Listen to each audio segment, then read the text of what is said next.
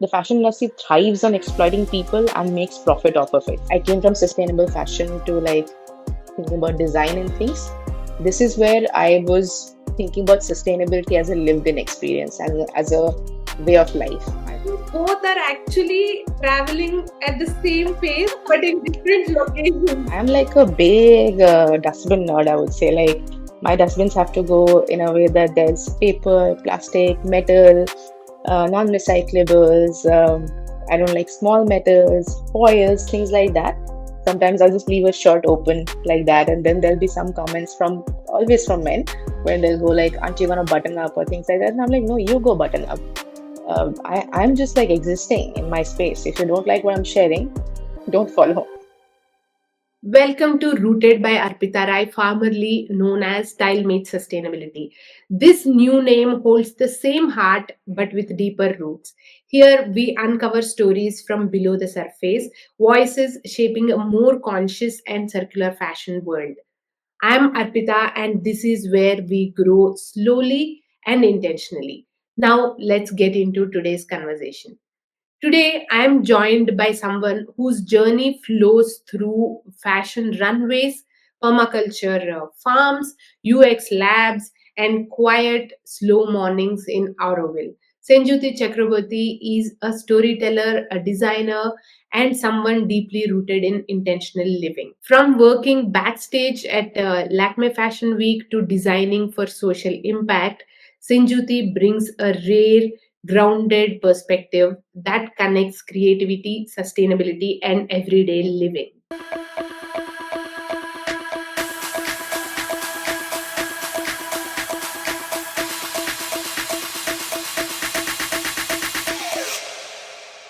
Sanjuti, thank you for being here. Welcome to Rooted. Yeah, I'm so glad to be here. Thank you for having me over. Before we dive in, can you tell us what's one thing you want our listeners to take away if they give us their time today? First of all, thank you for giving us your time to start with. But if I were to tell you one thing that you can take away from this podcast today, it would be this that I think personally, fashion is a very powerful tool for bringing change. And we undermine how, you know, amazing it is probably.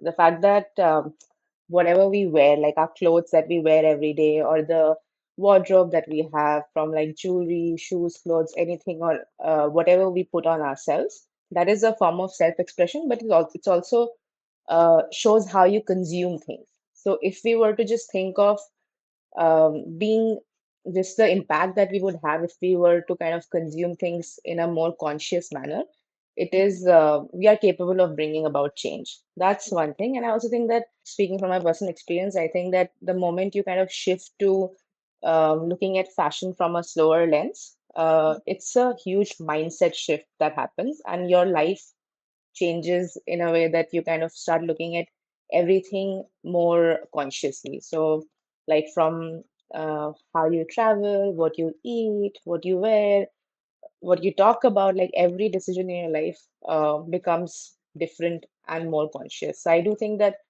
fashion is an extremely powerful tool to bring about change, and we could talk more about it. And the second thing would be this that it is also a starting point to make your life more conscious, to live a sustainable life. So, Sanjuti, you started off in the world of fashion, studied at NIFT, and even worked with multiple brands at Lakme Fashion Week.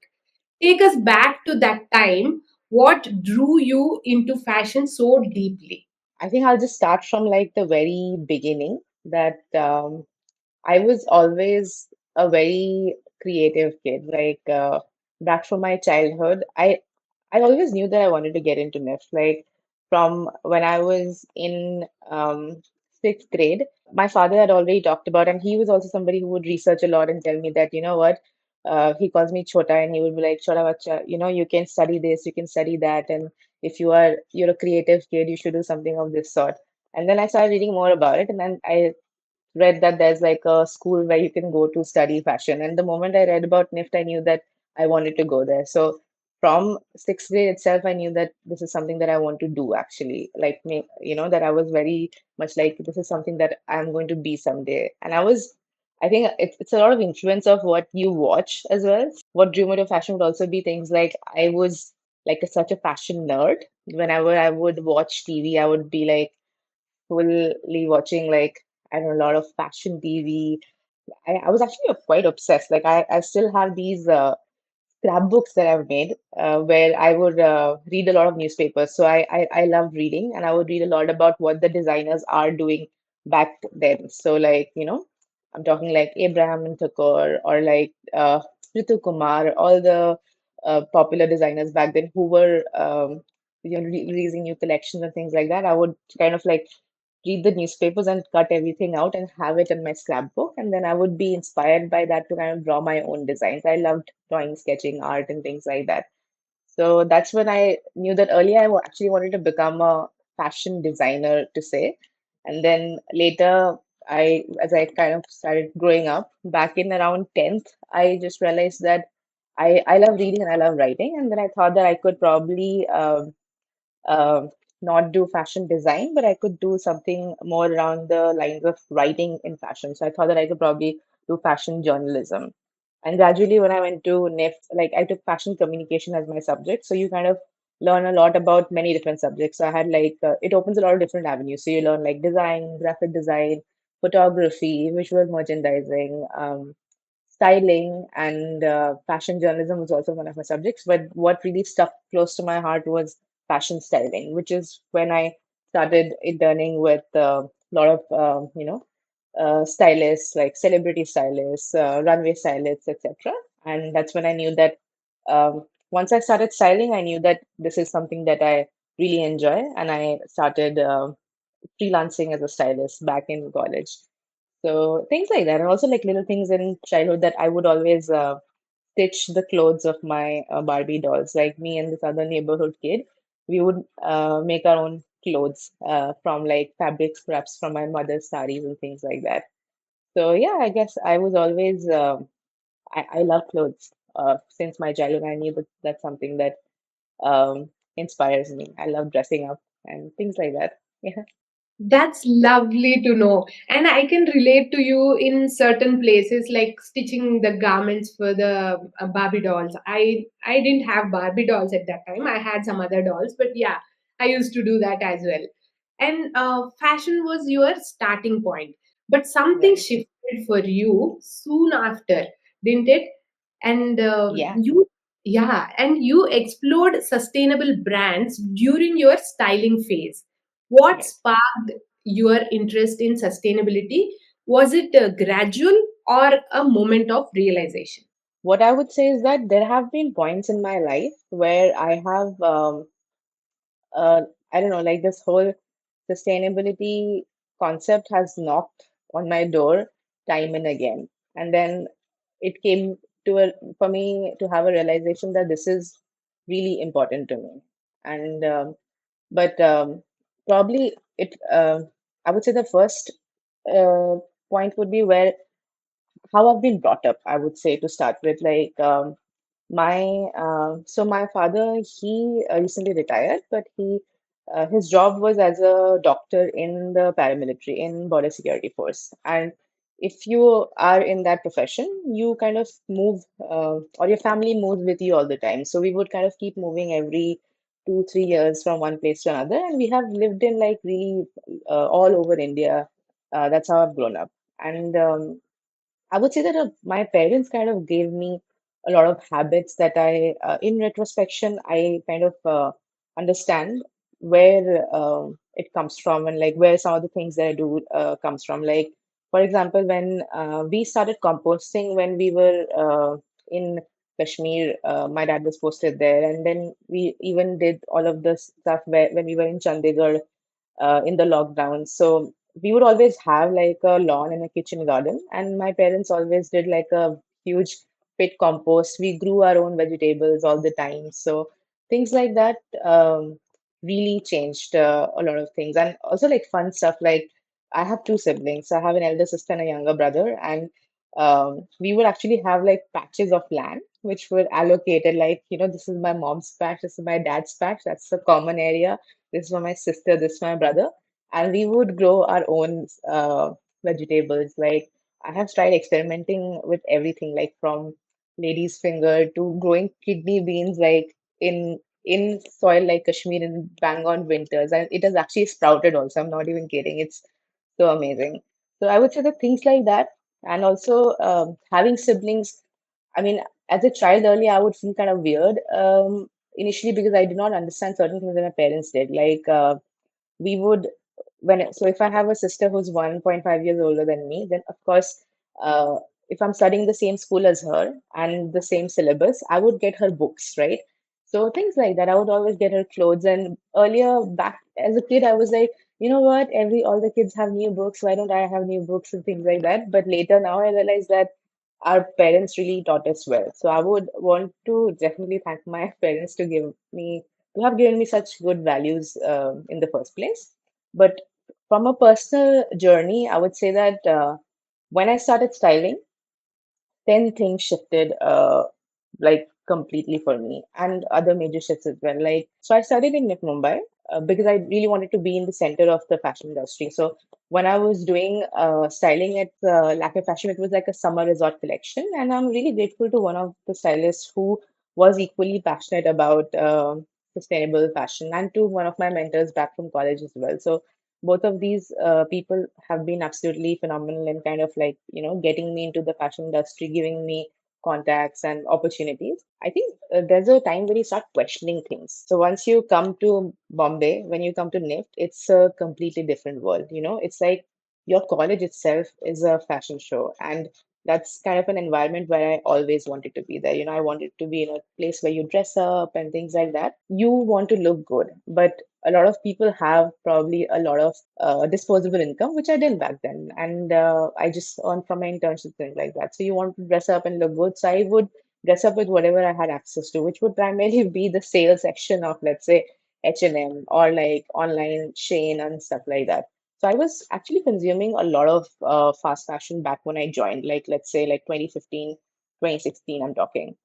But when I did that Lakme Fashion Week, like currently also these RLA and Sustainability Week, these kind of collections happen where it's only sustainable brands that are highlighted. These were a lot of brands that I had read about. To see that in person, to feel those clothes, and to kind of, when you're seeing so much of glamour, glitz, and everything, where things seem too kind of like pompous and things like that. This one collection that we styled with like, 10, 12 designers and everything, it changed a lot of things in me. So I remember going back from Fashion Week and I was like, wow, what did I just see? Like it was life changing. I would say that it was like I saw that fashion can be this beautiful and made of natural fabrics, stylish, things like that. So that made me realize that I don't want to go and do sort of like fast fashion or fashion the way I have been doing.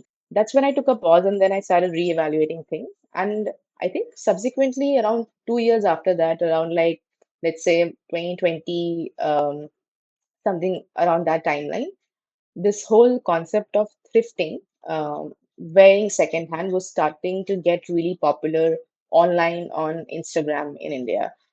So previously, so far, mostly when people were thrifting before that, they were kind of going to like, places like Sarojini, Janpat, or wherever in whatever respective cities people are in. That's where they kind of, or like in Bandra, like, Link Road and all of that stuff. That kind of brought a change where people started thrifting online, and a lot of thrift stores came up, and I started buying secondhand clothes, which kind of made me change my shopping habits a lot more. Like, I started waiting before buying. I started, being more patient with my buys, started curating things more often. And slowly, slowly, now my wardrobe is almost like 80% secondhand and I'd say like 20% from homegrown sustainable brands. The Lakme Fashion Week thing, starting the sustainable collection changed things completely. When the thrift thing came in, I just decided to completely stop consuming fast fashion. So 8 years ago, I gave it all up completely.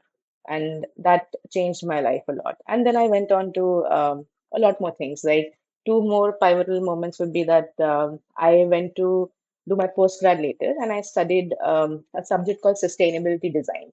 And that helped me think of sustainability from like a I mean, so far in my life, I was thinking about sustainable fashion, right? But then uh, you can actually have your life around sustainability and like you can look at design from a sustainable point of view, from a systems point of view.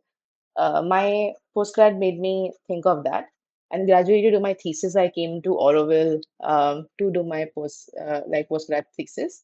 And I think Auroville was like the, I don't know, like, seeding deal. That's when I realized that I'm a changed person. There was something, there was a shift in me where I couldn't go back to living my life with my old values or something. So it had changed me completely. So I would say that, yeah, like these 4 or 5 points in time, they have shaped my journey and made me realize how valuable sustainability is to me. Wow, that's a inspiring story there. And it is safe to say that that was a slow and gradual realization, Absolutely. yeah, that happened through the life experiences. Yeah. And going back to the points where you were mentioning about your father's posting and everything, my father was in police, so we Yeah. also used to, yeah, travel around. And he's also retired right now. We traveled to different places, and we also grew ladies fingers in our garden. All that I can relate to you completely. And my mom used to design clothes for me, and she loved dressing me up and taking pictures.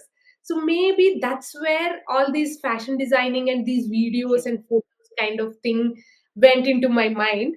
And again, I also didn't have disposable income when I was at NIFT back in 2003. I used to buy at export surplus shops. Most of Yeah. those were fast fashion. So there is so much we both can relate to actually. Absolutely.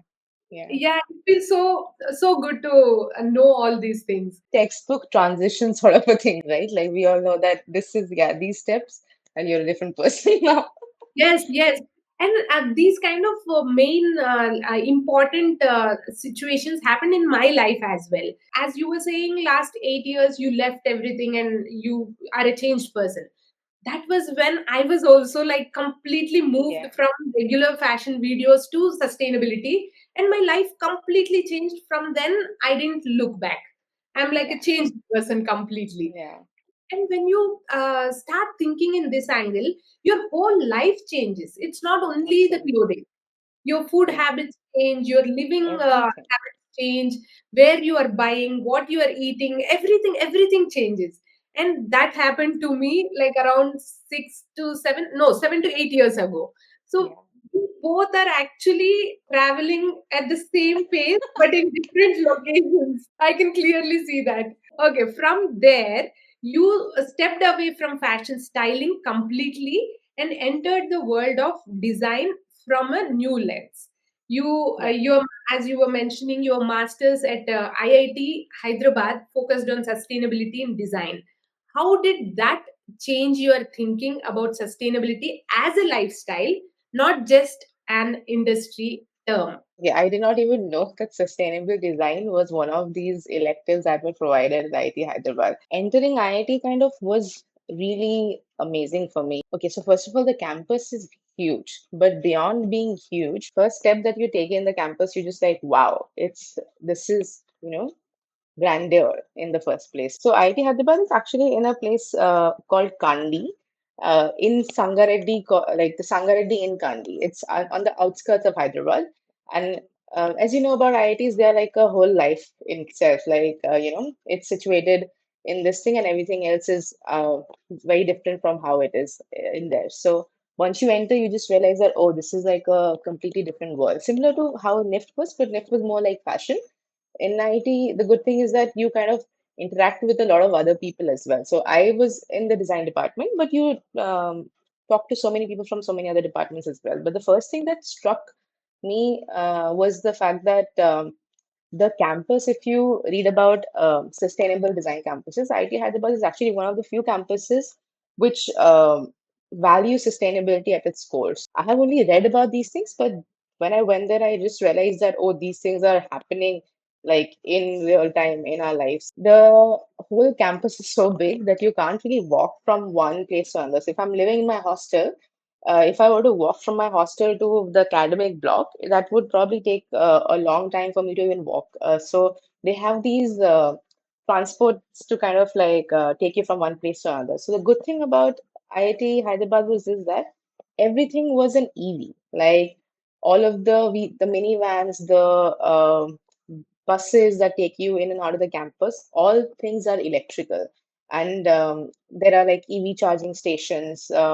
They give you cycles, there are cycle parking stations and like cycles that you can borrow and rent and things like that. In fact, the way the buildings are designed, so one of our professors, who's an architect, and he went ahead to kind of design a lot of large part of the campus.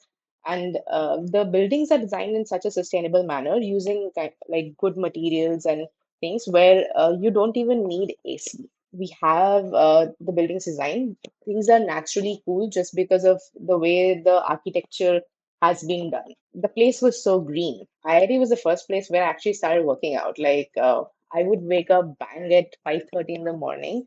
There would be no one with me, and I didn't need any motivation, but just looking outside how green things were, I was like, you know what, I'm going to work out today. So for the first thing is like, it makes you realize that the environment you live in changes a lot of things. But beyond that, the subjects, so when I came to the design department, one of the electives that you could take was sustainability design. And I think that was a game changer for me. First of all, the professor was pretty amazing. And beyond that, it was this that so far, I was only thinking about sustainability in fashion, right? Now, when I started reading and taking these classes, the shift happened to kind of think about other bigger things in sustainability other than fashion as well. So, like, you start reading about processes like, I don't know, life cycle assessment, material impact of things, vernacular architecture, how building materials impact like where we live. Like, we read so much about how there are certain bungalows that are made with, I don't know, mud, thatch roofs. Like, when you go travel in many places in India, you'll see that a lot of vernacular architecture is used, and it is very different from one place to another, depending on the materials that are traditionally in the region. Or by nowadays, we are advocating for, people to eat more millets which are locally grown and not, buy things which are imported or things like that. So I guess like sustainable design made me look at all of these things and look at the broader ecological framework of how we can bring about change at a systems level. And things like that really changed a lot of things. And that's when I decided that I was not going to do any sort of like a corporate internship for my thesis. Though we had a lot of opportunities and you could, earn a lot of money and things like that as well. But I realized that I was pretty done. I The good thing about IT is that you kind of have your campusing or like placements before you even graduate. So all of us had jobs almost like 6 months before graduating. So that's when I decided that I'm going to do things differently this time. And I love traveling, and I used to travel a lot of like solo travel in India. Since my father was never posted down south, life never happened around southern India. This time when I was in Hyderabad, I just decided that let me take a trip around Pondicherry.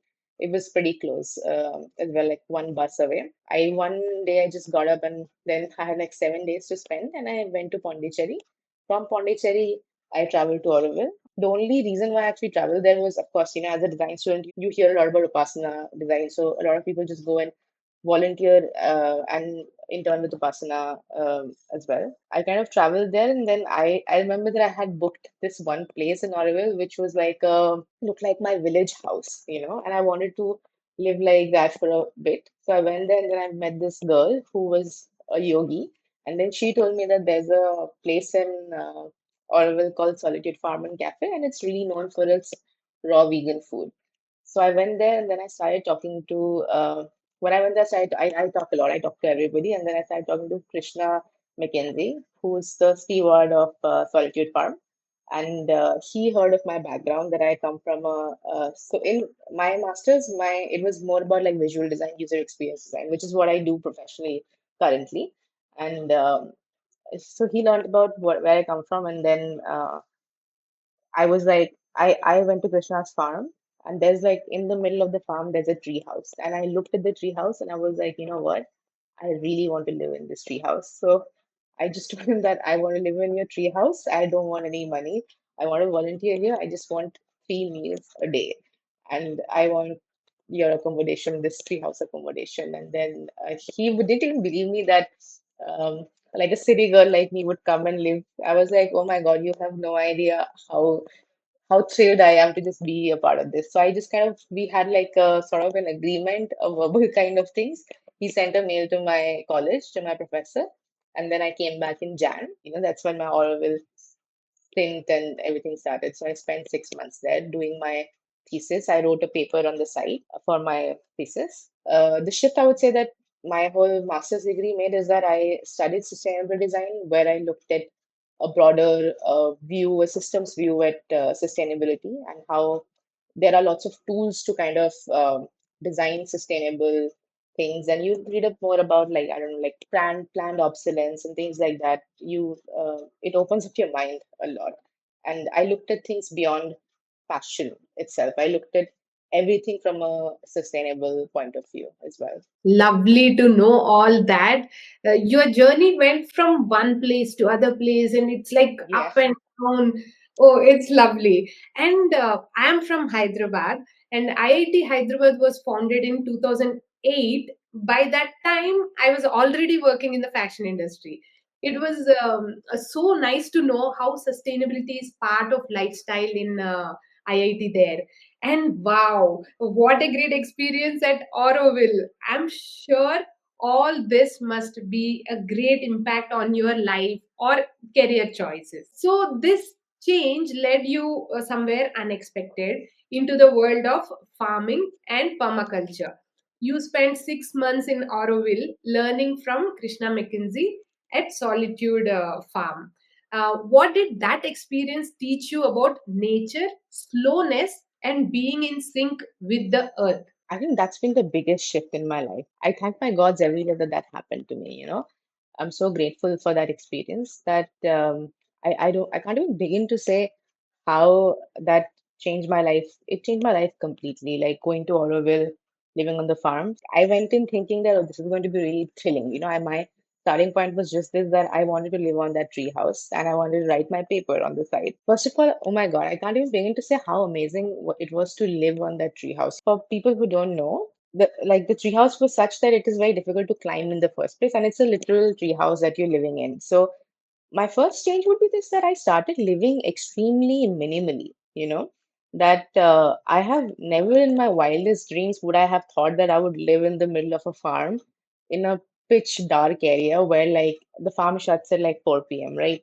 After that, you're just by yourself. So I learned how to spend a lot of time with myself to begin with, in solitude, literally in solitude. It gets dark. It gets super dark. I guess like I started trusting myself more, being more independent. Then you learn a lot of sustainable habits, I would say. Like to start with, it's a permaculture farm, right? So my whole thesis was around permaculture in itself, like around service design thinking on a permaculture farm. So as a part of my thesis, what I used to do is that my thesis was basically titled "Improving the Customer Experience of a permaculture farm using service design thinking."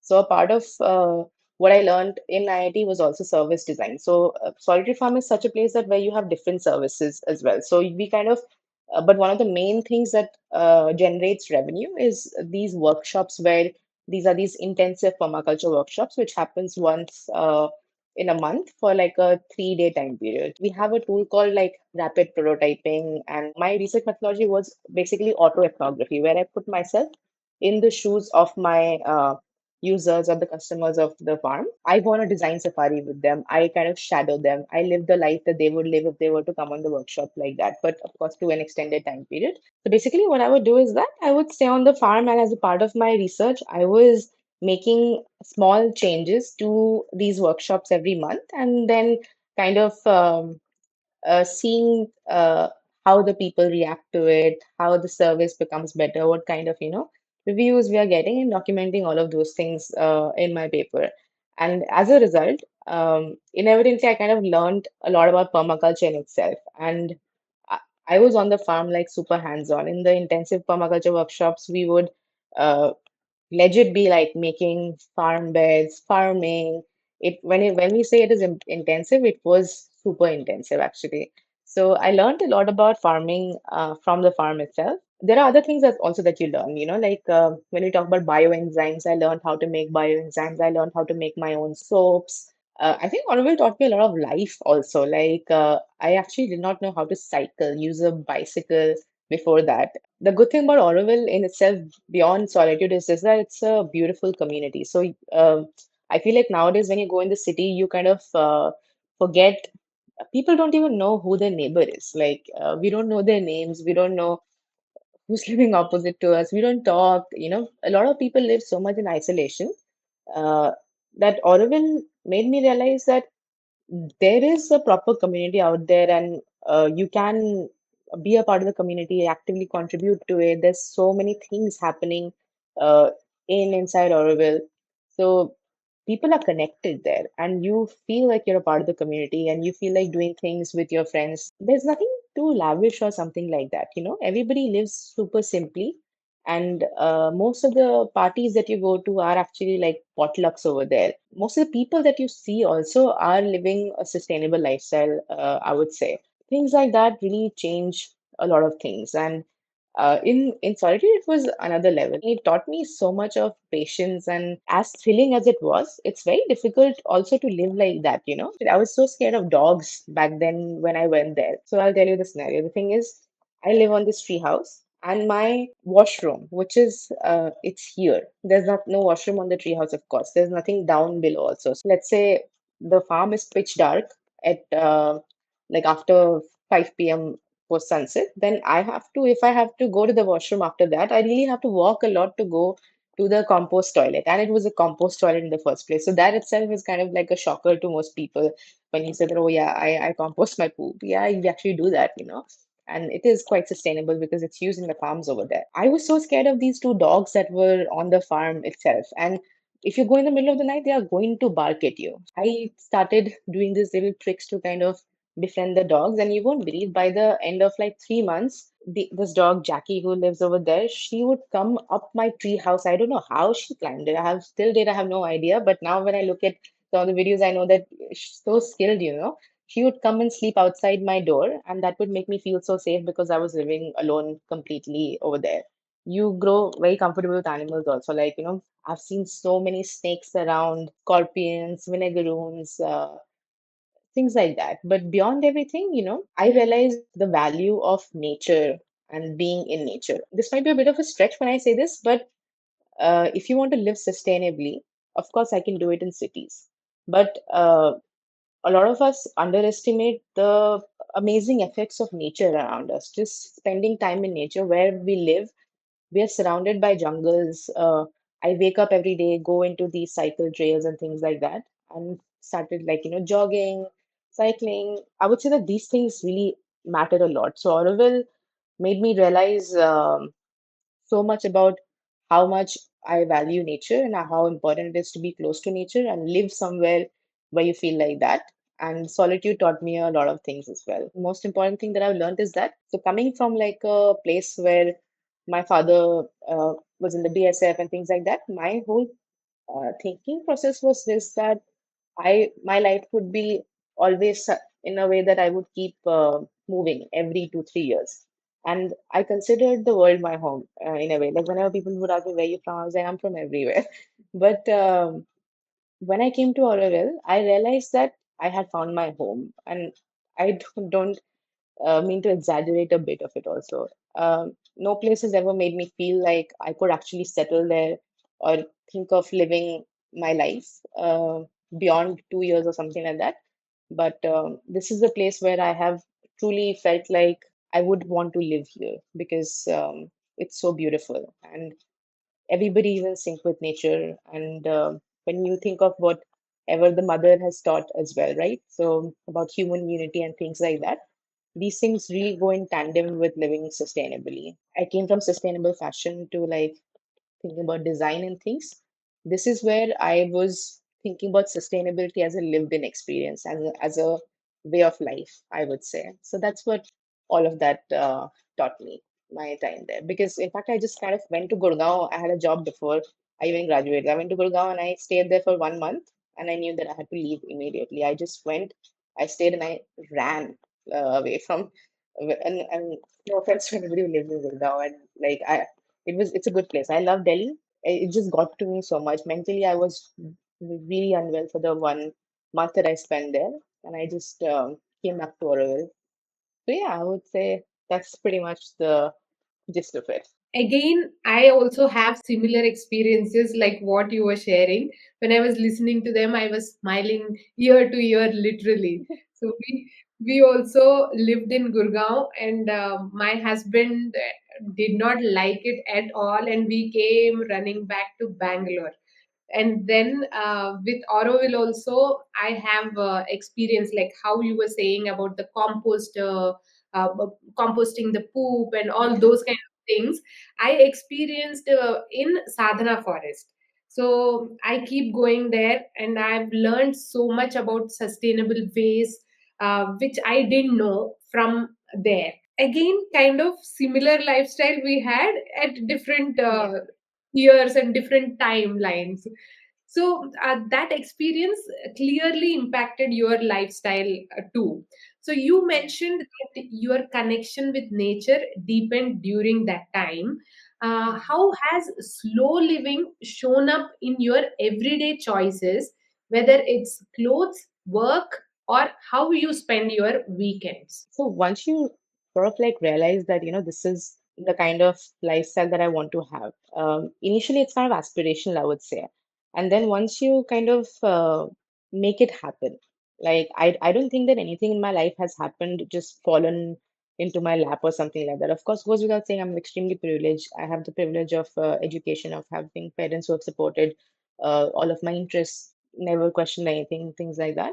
But once you dream of something and you kind of make it happen, you become very conscious. So I would say that slow living for me would be first by understanding myself better. That the things that happen, like when I went from Auroville to Gurgaon, and I realized that looking at how a lot of people actually don't value rest as often as we should. And I have been such a person. Like I was such a hustler. I would say that I had to be the best at everything. I had to be so amazingly perfect that it was more of like an obsession to keep performing and things like that. First change was this, that I learned to say no to all of that, that I am not going to stretch myself beyond the what is necessary, or beyond in a way that harms my health or my mental health in the first place. So the first change was something of this sort, that I'm going to be in sync with my mind and my body. That is a very important part of slow living, in my humble opinion. If you look at my lifestyle now, I've always been an active person, but more like a gym sort of an active person. Now I'll go for like walks in nature. We have a dog now, and I walk her every day, and it's a beautiful part of my routine. So I'm very intentional with my time, my resources, what I spend my money on in the first place. I uh, do my bit to kind of support a lot of sustainable brands in the first place. So if 1 year ago I started creating content on Instagram where I talked about sustainable fashion, slow living, slow travel, things like that. Everything that I do has a slow lens on it. So I travel a lot. So earlier my travel would be very different. But now whenever I travel, I would say that I look at staying in places which are more eco-friendly, supporting more local businesses, eating a lot of local cuisine whenever I travel, or of course, like we have talked about fashion already, like, what I wear, what I do, things like that. Thinking of your life more as a collective. So living for me is basically, let's say, just living in nature. The fact that I get to wake up every day and I get to hear birds around my house. Get to see these beautiful trees around me, that is success to me. So it's just like being true to yourself and being in sync with your body, in with nature, and doing good beyond personal achievements, sort of a thing, like doing good as a collective. Those things matter to me, and I would want to live my life more consciously and do good for people around me, for the planet. At least, like, if I don't do good, even I wouldn't want to harm. That's what I think. So living for me would be. That's lovely to know, and those are like great idealistic thinking, I would say. And for me also, it's kind of the same. We live in a community where it is all surrounded by nature, and we have two dogs. So every day I make sure we take them for walk by ourselves, so that we have some walk in the nature. And me, my daughter, we go bird watching. So all that works for me. Yeah, I can totally relate to you in many points which you were mentioning just now. I think also a few things that we do in a day-to-day life that has changed completely ever since I started a slow lifestyle is that it's shifting your personal habits also, that I forgot to mention. Like I have like 7 dustbins. So we Mm. kind of segregate the waste in, like, I'm like a big dustbin nerd, I would say. Like my dustbins have to go in a way that there's paper, plastic, metal, non-recyclables. I don't like small metals, foils, things like that. So a lot, the whole waste is segregated. I send it for recycling. There's nothing that doesn't go to the compost. If there's any food scraps or any wet waste, that's going to be composted. So those shifts, we might think those are small changes, but that changes uh, a lot of things in how you know, I don't know, like think of waste in a way. And also things like bathroom habits, for example, like ever since I started living sustainably, everything, like, I don't use like single use razors. I don't use like these. I'm so conscious about the plastic waste that is generated, even if recyclable, because when you read about things that are actually recycled, less than 1% of the things are actually recycled realistically. Most go to landfills because they end up in like mixed waste scenarios. So I only use like soap bars for everything. So things like that. Like I generate a lot of like less waste now. So like I'm as close to being zero waste as much as possible. Though I wouldn't really call myself zero waste in a way, because there are times that you get these parcels where there's plastic and things like that. But I still any parcel that comes to my doorstep, I would ensure that I kind of fold it, keep it, and then reuse it whenever I have to send something out. So yeah, like slow living changes your life uh, in a way that you think of everything from a slow angle, and all your habits change to become more conscious as much as possible. I totally agree with you on that as well. For me, in our house, like I can't force everybody to I change get that. right away, because they have to have go through their own journey. They have to realize it by themselves. Otherwise, they won't take it like Absolutely. seriously. They Yeah, may just do it because I am saying it should not be that way. So whatever I can reduce, I reduce. And the basic habits in the house, like how you were saying, soap bars and all these, I've also moved to soap bars. We used to have like shower gels and everything. So yes, we moved to, yeah, soap bars, and wherever possible I try to use these soap nuts, but nobody loves soap nuts in washing machine in our house. they are tricky. They are tricky. Oh yeah. I'm like, yeah, that's enough. That's what it is supposed to be, but nobody likes it. So I had to move to one vegan and kind of eco-friendly kind of liquid, which they are okay with. So I am trying Yeah, my best, yeah, wherever possible. But yes, of course, one person's change can bring a lot of change around us. I won't call myself a zero waste a person as well, because I have many things in the house which I still need to address, because I'm yeah, going slow. I'm not pushing myself. Wherever possible, I'm just stopping and doing whatever I can, because I have to handle everybody in the house, not only me.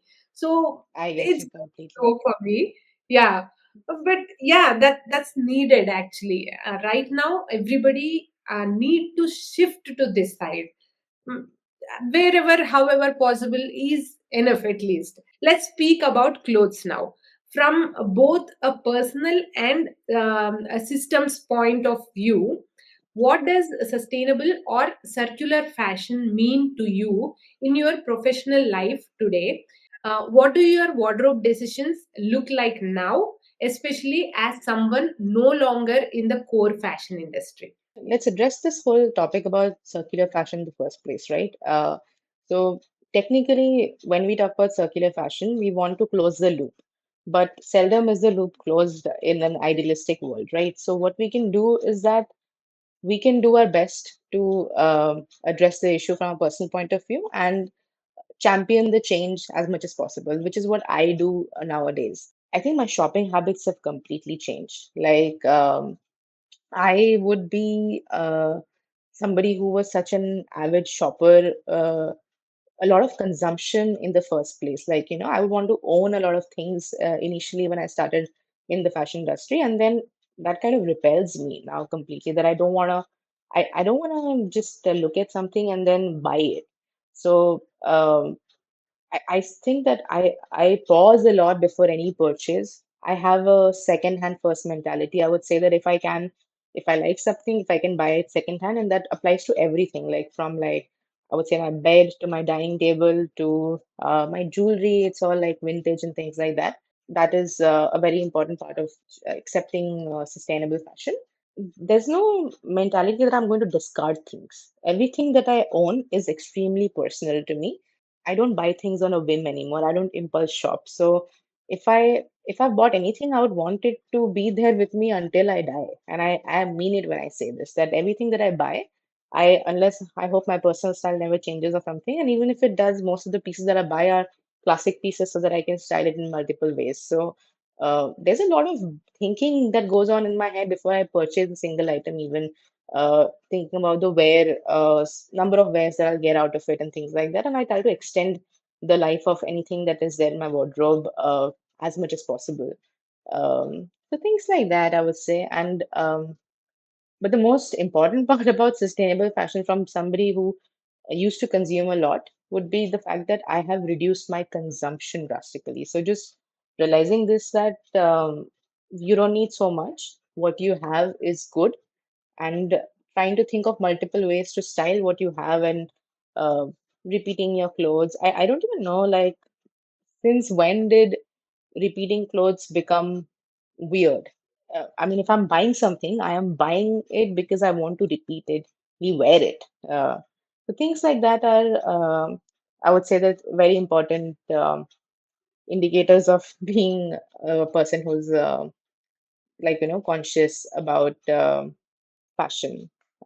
These things are some things that I completely abide by. Repeating and rewearing is a very normal thing which we used to do in our childhood, or I've seen it like that in our family. But nowadays I don't know where it came from, and everybody wants new piece for every occasion, everything. If you have a birthday party, they want a new thing. Somebody else's birthday party, not your birthday. So it's all like that. Yeah, I totally agree with you, and I'm happy to know that you do all that. You also create content around slow lifestyle and travel, as you already mentioned.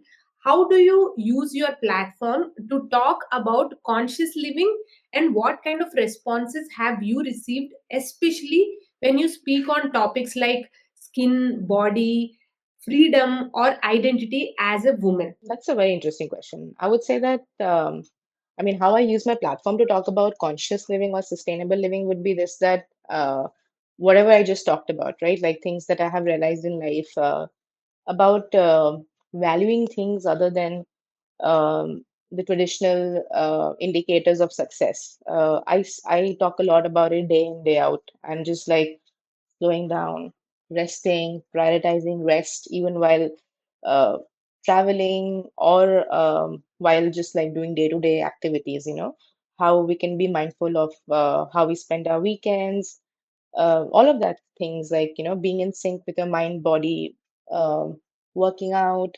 not in just the gym or some things of that sort, doing whatever you feel makes your body move and things like that. So there are whatever I do personally to kind of live a more slow lifestyle. I talk about that. I show people how I segregate my waste, how I compost, a lot of things like that. I share day in day out.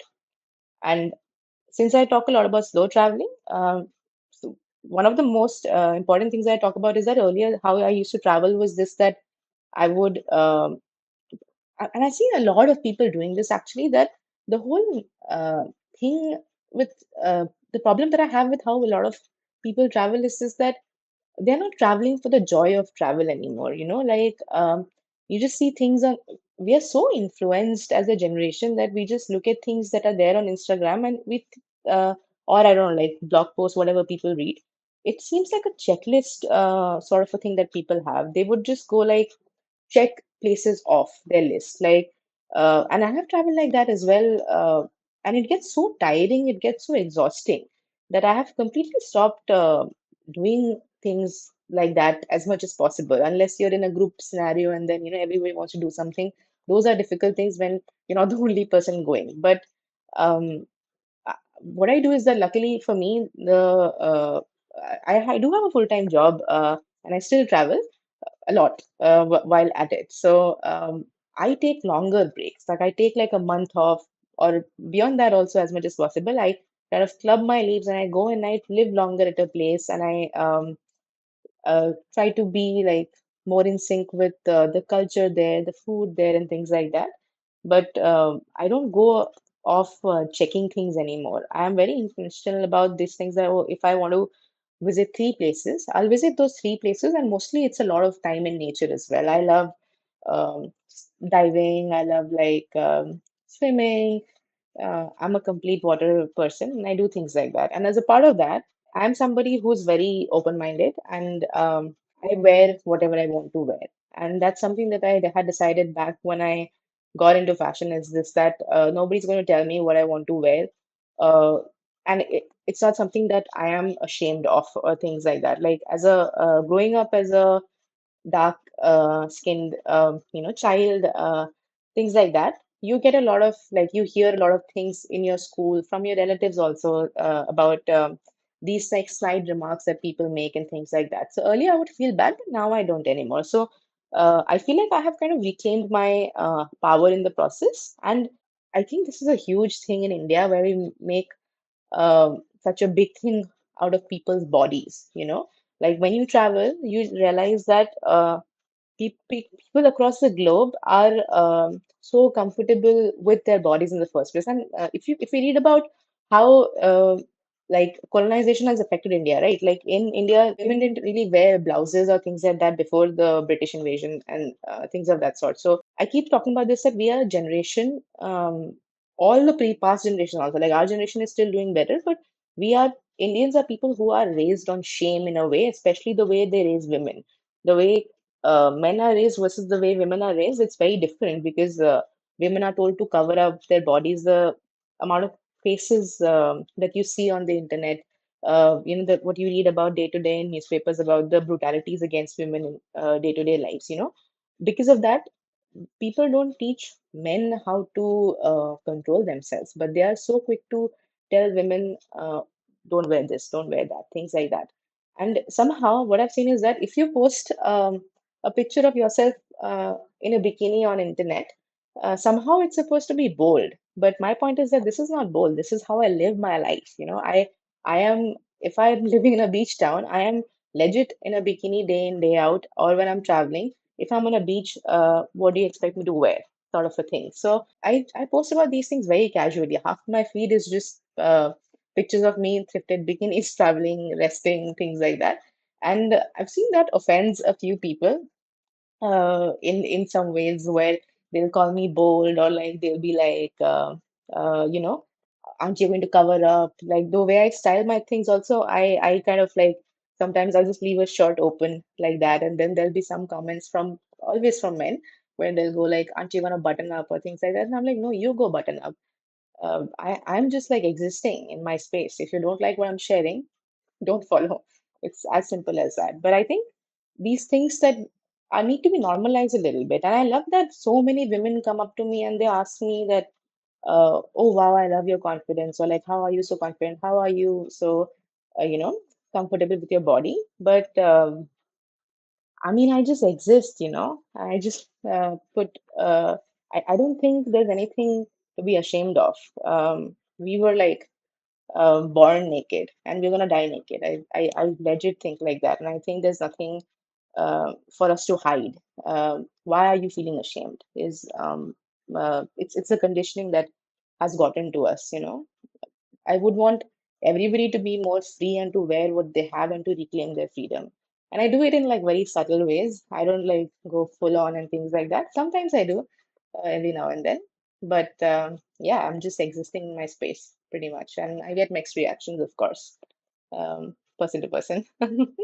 I really admire the way you handle yourself, your confidence, and your Instagram, because I have seen those pictures in the bikini and all that, and I am a person who grew up. I've been told to cover myself all the time. Like if I'm wearing a kurta without a dupatta, I was told to cover with dupatta, not to the neck, cover in the front. I grew up that way, and I could never wear outfit which is showing my calves. After my school, like school has those pinafores. After that, I was told not to wear anything like that. So it took me years literally to come to a comfort place where I can wear shorts which are below knee or above knee. So it's like a horrifying thing for a person like me. So I can completely understand when you say that there are people who are talking like that, and there are women who really want to break out of this Yeah. system, and they are the people who are coming to you and complimenting about your confidence and everything. So I see there are so many women who want to come out of all this, but they don't know how. I'm Yeah. very happy that whatever you're doing, you are doing. You're doing that, and I'm really happy to know that you accepted your body and you're happy with it and you're just living. And Yeah. that's like a far away thing for me personally. I just can't do it. Now also, if I wear a short, just the thigh length shorts, I feel very awkward, but I still try to wear it because it's so comfortable. I want it that way. It's a tough area where I am in, and I'm happy that you already crossed all those things and you live your life the way you want. It's taken a lot of effort, to be honest, because you have to consciously say no to people telling you what you're gonna wear and things like that. It's almost like initially it was a bit like I'm challenging things. Now I'm not challenging anymore. It's like this is who I am. I don't have anybody to impress. I don't have I live by my own standards and that's how I am. And if you like it, I can tell you how to be Mhm. more free, things like that. And it also bothers me so much that I have so many friends in my life, and now that we are at this age where I see people getting married or like people entering relationships and things like that, and I've seen people coming from NIF like us. We would be this whole gang where we would kind of like I've seen so many of my peers be more free Mm, before they got married, and I've seen so many of my peers just be completely different now that they're getting married and things like that, and. mm, Uh, you lose your individuality in the process, and it kills something inside of you. Don't even realize that damage has happened. But yeah. if anybody is listening to this, I would urge to advocate for yourself again and again and again. You have to keep doing it and not abide by what people tell you, as long as I believe that if you don't harm people, Mm. and just like live your life truthfully and without hurting others, you can do whatever you want, and as you should. Right now, my daughter is growing up. I don't know. I'm in a space where I'm like in a conflict where I'm thinking, what should I do with her regarding the clothes choice and all those things? Because I have grown up in a place which is always hiding, hiding, hiding. I don't want her to hide anymore. But how do I tell her what to wear? Now I've come to one place where I don't tell her anything. I'm like, do whatever you want. You feel however you want to feel and do whatever you want. You just come to me and ask me questions, then I'll answer. Until then, I will not tell you anything. You just go ahead and live your life. That's where I am right now. I'm hoping I'm doing it correct. Yeah, it's a big thing. Parenting is a big world altogether.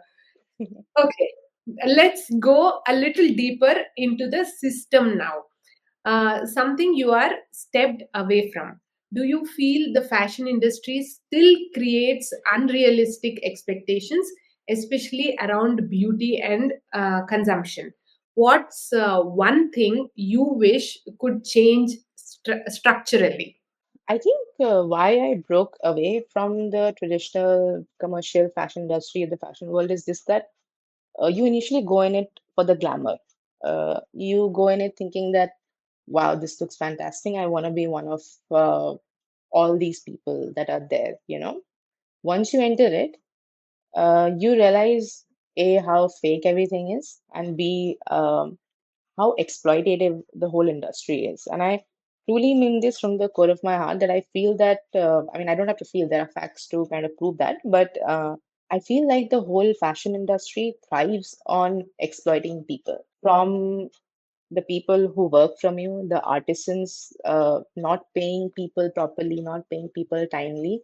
That was one of the biggest, actually, like things that if I would do, let's say, I don't know, like one season where I style, I would get the payment in the next season. And this is where I'm talking about me as a stylist.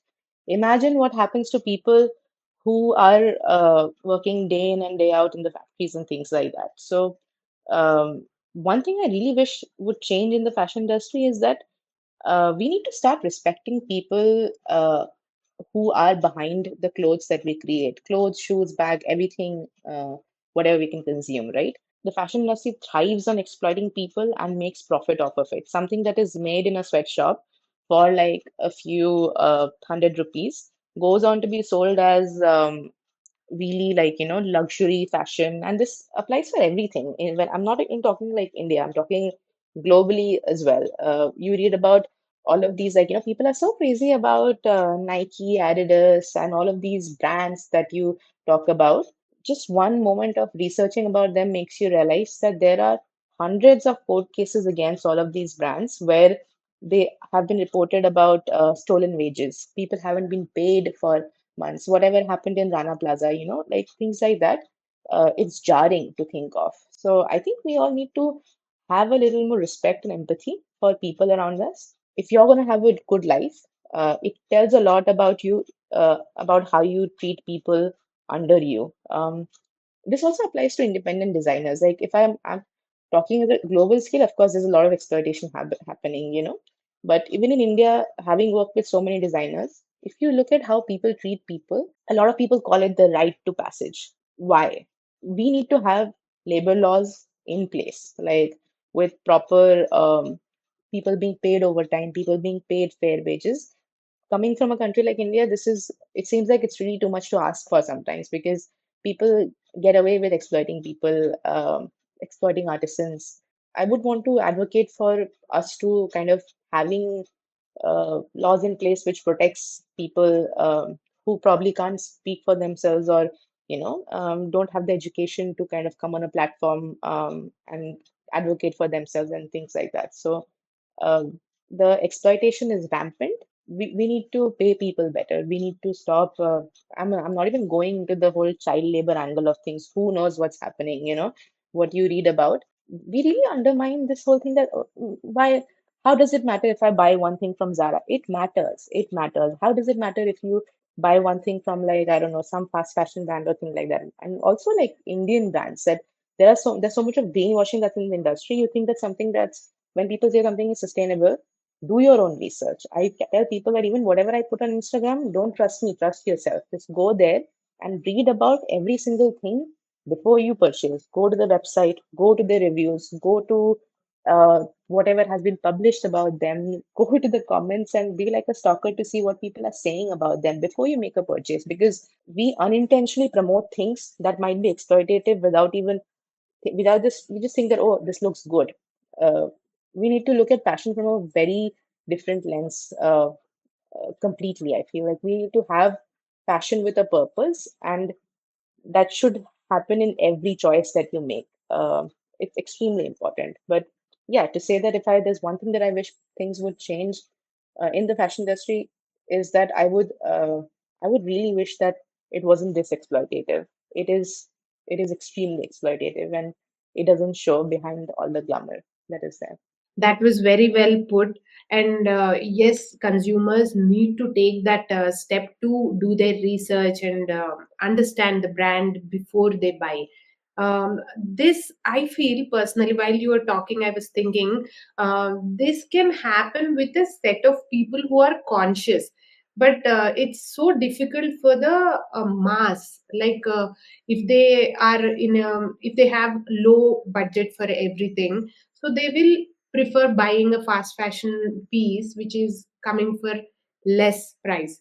But again, at that stage, those people who have less money, they consume less as well.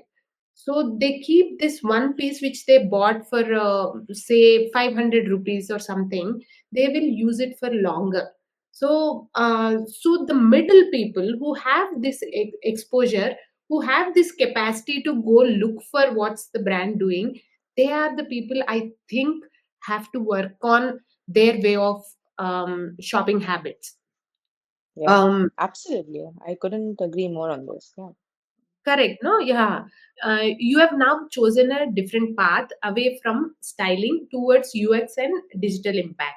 What does design mean to you today, and how do you carry your values of sustainability and slow fashion even into your current UX work?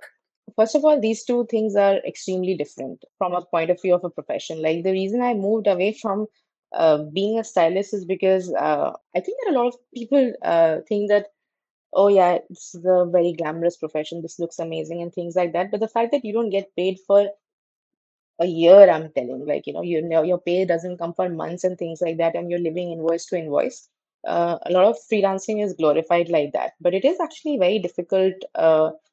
It's a very difficult profession to kind of excel in, and that this is coming from somebody who has been so privileged in the first place. Like, I came from a fashion school, I got these amazing mentors, but despite that, you start questioning that, oh my God, how am I going to pay my rent next month? So I got into, like, I was always skilled in design, educated in design, but I didn't want to make that my job in the first place. But then I realized that, you know what, I need to be financially independent to have my peace of mind. And that's when I started taking up design. And slowly I realized that I still have a calling for fashion, which is when I started creating content on fashion. And thankfully for me, it has transpired into something so beautiful. Like, I'm not doing mainstream fashion anymore, but I'm just talking about fashion that is close to me, to my heart, sustainable fashion, which makes you feel good. With about whatever you promote and things like that. So I'm so happy to firstly having the opportunity to create this space for myself on the internet, and to have connected with people, and people like you itself. The fact that we are talking and sitting like that today, if I wouldn't have gone that there, I'm going to become a content creator, things wouldn't have been this way. So I'm happy to have respected that need inside of me in the first place, that burning desire to be talking about what I feel so strongly for. So that has been very important, I would say, in a way, to kind of keep my creative side as well in the fashion aspect. And now talking about design, right? Like, what I do is professionally is as a user experience designer.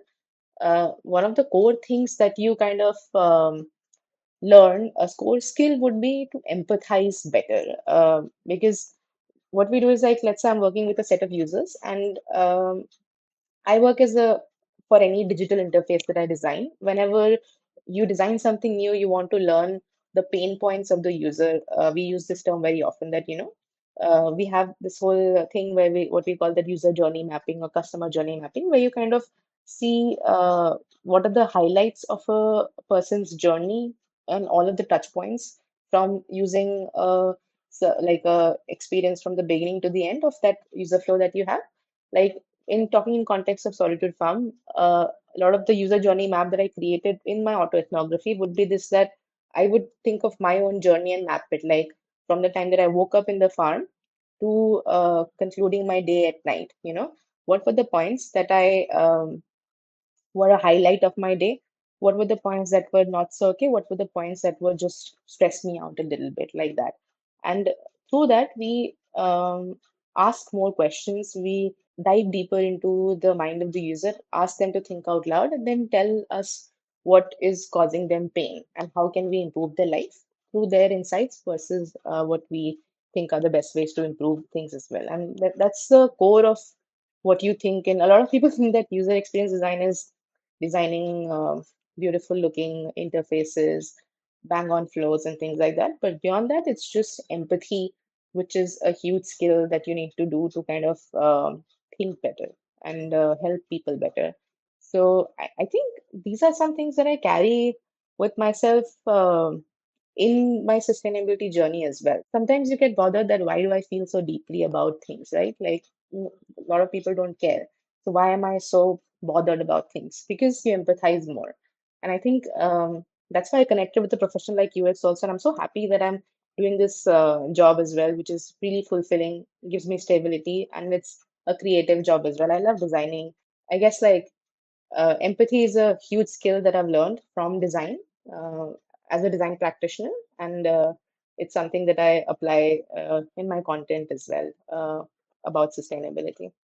That's lovely to know. I've got to learn different angles from talking to you, and there are many things which I could relate to you. And we are coming to the end, and I want to ask, how has this conversation felt for you? I think it has been truly fantastic. So this is my first podcast that I've actually been a part of, and I have been invited on other podcasts before, but I actually never said yes to anything because it didn't. I don't know. I just don't say yes to things that don't feel right to me anymore. So similarly, like working with brands that don't resonate with me, I just say no. Yours is the first podcast that I went and looked at your content, and I was like, this resonates with me deeply, and I would want to come on this platform and talk about it. And I love people who kind of do their homework sort of a thing, and then they go back, and then the questions that you asked are so nuanced. I can see that you take keen interest in the fact that you do something like this. You talk to people. That's so amazing, and I wish I was more like you. Like I'm so. Uh, I love what you're doing, and I love that you're calling people over and from this field, because it's a very the thing is, sometimes we just live in this bubble, as a sustainability practitioner. We just think that, oh, if I'm sustainable, everybody's sustainable. No, like we are far from the goal in a way. So I love that you take so much of effort to kind of put this content out there, and I would be sure to kind of go and tell people about the wonderful work that you're doing. And I'm so happy to be here. I thoroughly enjoyed myself. Yeah, thank you. Thank you so much for saying all that. And yes, I love doing this. Actually, I really wanted to invite people like you who are already living this kind of life. So whoever watches this conversation, they get inspired by looking at you, saying, "Okay, there are people who are already living. It is possible for me also to live." So that is where I'm coming from. That's what my goal is, to make everybody understand how the sustainability works, and that it is easy. It's just mindset shift. That's Absolutely. Make it sound so difficult in our heads, right? It's not. Mm. It's just small, mindful changes every day, and we can become a whole new person, you know? Totally, totally. And okay, every guest on Rooted answers a question from the previous episode. There are two this time. Let's go for them. Are you ready for those two questions? Yeah, yeah. Okay, so first one is, there is one podcast which we have done with Manju Bhargavi.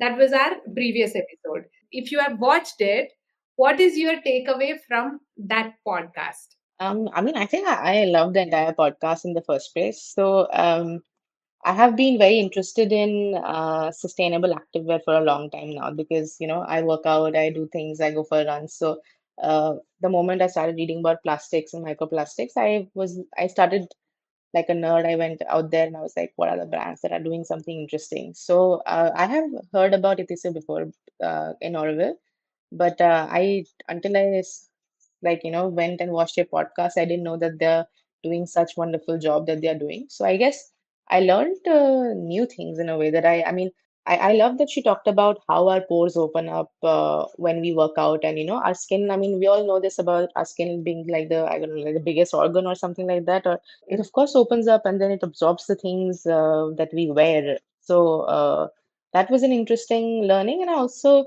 I love that they are doing this work with because I mean I purchase most of the things that I purchase now are natural fabrics or natural dyes, right? But the fact that you have these Ayurvedic dyes, uh, that's one of a kind. I think it's truly commendable that people are doing such wonderful work. I wish it was marketed more and then it became more mainstream. And people value these kind of things. So that was pretty amazing. I've seen nothing like that before. The whole Ayurvedic natural dyes angle, that was pretty brilliant. And also from a just because I'm a designer, I must say that when she described how she came up with the name Itisu, right? Like it is you, beautiful, like 10 on 10 for that.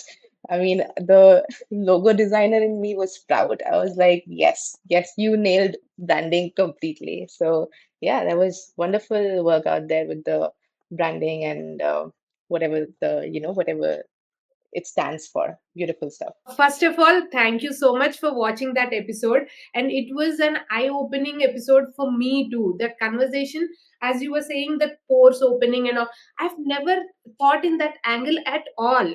I was like, yeah, cotton pen lete, we are done with it. But no, there is so much into it.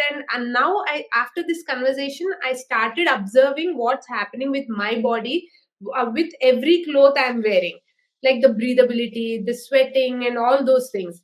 So it's a Yeah. lovely episode, actually. And thank you for watching that episode.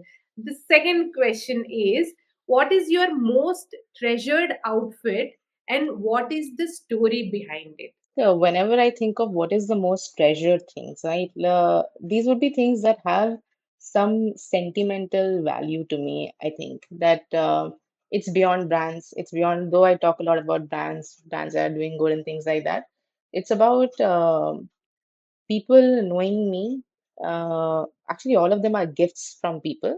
Whenever you feel so seen by people who you love, and they love you back in a way to gift you things which are like, oh my God, did you just like read my mind? Things like that. I think one of the incident would be probably like when I was 15 years old or something of that sort. I was so into fashion that I wanted to wear heels. But my father, being a doctor, he was like, you can't wear a heel because they're bad for your health. And I remember for my 15th birthday, my mother took me secretly to a mall, and then she bought me my first pair of heels. But those were like block heels, so they were not very harmful, but they kind of served the purpose. I still think about that moment. I still think about how we went together, and then we kind of got this heel at the mall, and then those were like wedges back then, and then we just came, and then we just told my father that, oh yeah, we purchased it. So I love that she did that sneaky little activity with me, and I always cherish it. And other things also like that, like when I came to Auroville, I actually did not have a big bag or something. I just came just like that, and I had to kind of run a lot of errands, and I would be always carrying like 10 things and two in this hand, two in that hand, and things like that. So I remember a friend of mine. Um, kind of gifted me a tote bag. And also the fact that the tote bag was from Upasana. So I really appreciate people paying attention to what people um, resonate with. So I love Upasana as a brand, and the fact that my friend kind of gave me a tote bag that I required, and also from a brand that they thought would resonate with me is something very special to me. So yeah, things like these, I guess, like are some really cherished pieces in my wardrobe. Lovely to know that story. And now your turn to leave a question for the next guest. Someone who is also walking a path in sustainable fashion.